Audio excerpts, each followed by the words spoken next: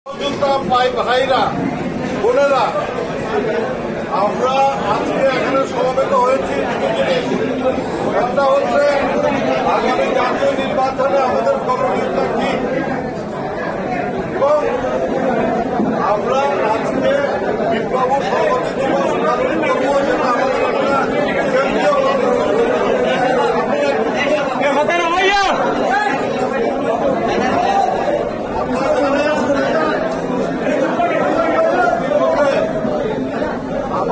প্রাথমিকভাবে একজনকে মনোনয়নের জন্য নির্বাচন করেছে।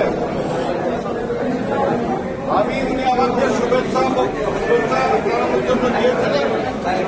আমি ওনাকে জানিয়েছি যে দল যদি চূড়ান্তভাবে আপনাকে মনোনয়ন দেয়, এটা প্রাথমিক মনোনয়ন, চূড়ান্তভাবে যদি আপনাকে মনোনয়ন দেয় অসুবিধা নেই, আমরা দলের মনোনয়ন মেনে যেটা করার করবো, কিন্তু সেটা করবো ওই সময়ে যখন শিডিউল ঘোষণা করা হবে, পার্টির কাছ থেকে মনোনয়ন চাওয়া হবে, প্রার্থীতে যাওয়া হবে, যারা প্রার্থী হবে তাদেরকে একটা নির্দিষ্ট সময় দেওয়া হবে।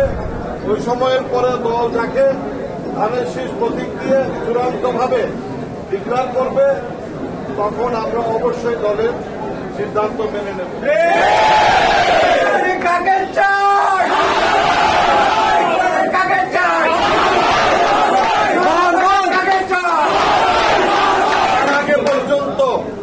তার আগে পর্যন্ত বাংলাদেশ জাতীয়তাবাদী দল ফটিকছড়ি উপজেলা শাখা এই পর্যন্ত সমস্ত কর্মকাণ্ড সুচারুরূপে পরিচালনা করে এসছে। আজকে আমাদের এই নেতা কর্মীরা তারা প্রত্যেকটা কর্মসূচি দাম দিয়ে কষ্ট করে তারা এগুলো করেছে। আমাদের কর্মসূচি না বলা হবে,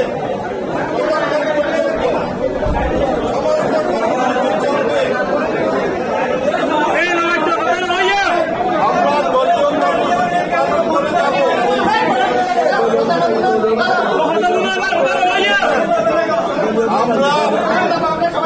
আমরা দল করি শহীদ জিয়ার আদর্শের শ্রমিক, আমরা শহীদ জিয়ার আদর্শের দল করি। যতক্ষণ পর্যন্ত আমাদেরকে চূড়ান্তভাবে প্রার্থী ঘোষণা না করবে, ততক্ষণ পর্যন্ত আমরা আমাদের নিয়মে কর্মসূচি চালিয়ে যাব। দলীয় কর্মসূচি, সমস্ত কর্মসূচি আমি আশা করেছিলাম আজকে উনি হয়তো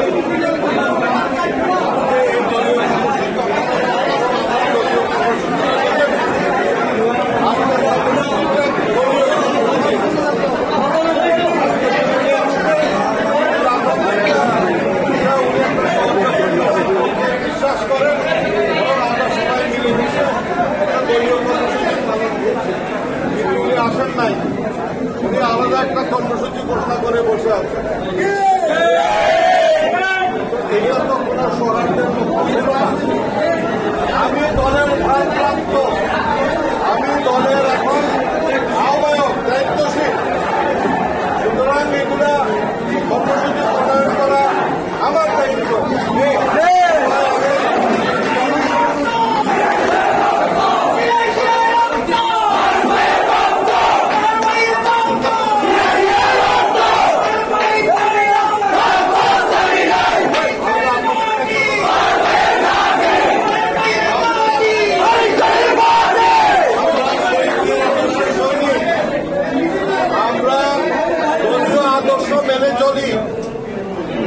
আমরা দলীয় আদর্শের বাইরে, দলীয় সিদ্ধান্তের বাইরে আমরা কোনো সময় যাওয়ার কথা বলি নাই, বলবও না।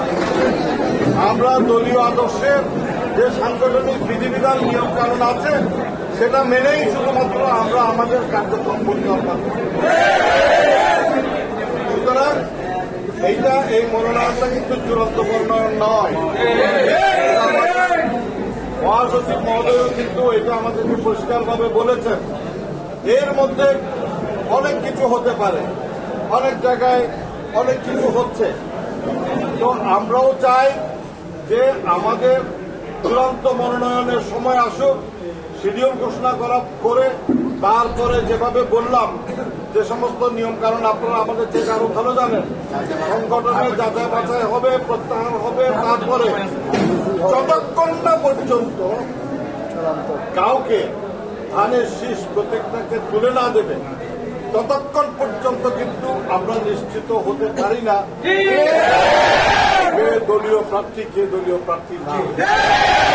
সুতরাং আমরা ওই সময়ে দল যাকেই দেবে ততদিন পর্যন্ত আমরা শুধুমাত্র আমাদের দলীয় কর্মসূচি সবসময়ের মতো এখনো পালন করে যাব।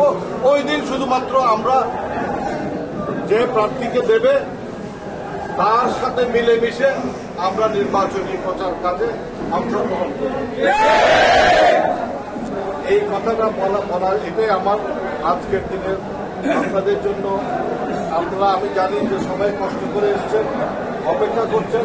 আমি বলেছি যে আমাদের করণীয় সম্পর্কে বলবো, এর বাইরে কি আপনারা কিছু বলবেন? এটা কি আপনারা মানেন? এটা কারণ এইটাই কিন্তু সাংগঠনিক নিয়ম। আমরা নিয়মের বাইরে যেতে পারি না। যারা যাচ্ছে তারা সাংগঠনিক বিধিবিধান ভঙ্গ করছে, আমরা ভঙ্গ করব না, কারণ আমরা দায়িত্বপ্রাপ্ত। এখানে আমি ডিস্ট্রিক্ট কোনো কমিটি নাই, এখানে যা কিছু আছে সেটা উপজেলা কমিটি। উপজেলা কমিটিতে যারা যারা আছেন তারাই কিন্তু এখানে সমস্ত কর্মসূচি নির্ধারণ করবে কেন্দ্রের নির্দেশনার আলোকে। সুতরাং আমরা আপনাদেরকে এই ধৈর্যচ্যুতি করাতে চাচ্ছি না। আমাদের পরিষ্কার কথা আবারও বলি, যখনই চূড়ান্ত মনোনয়ন দেওয়া হবে 18 তাই আমি হয়েছিলাম, তাই করেছি।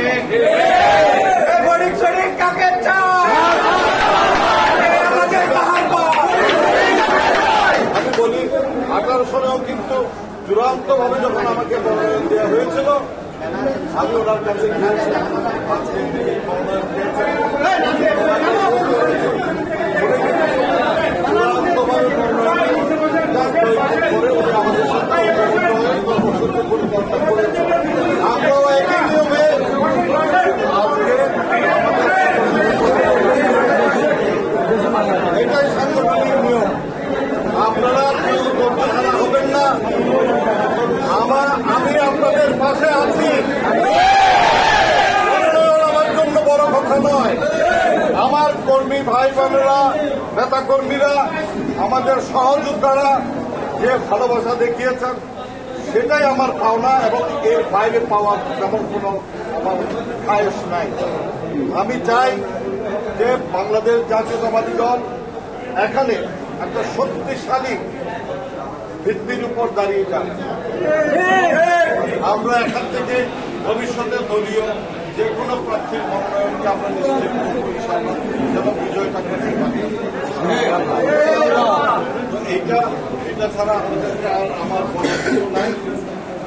আজকে আমরা এখানে সবাইকে ঐক্যবদ্ধ থাকার জন্য আবারও অনুরোধ জানাচ্ছি।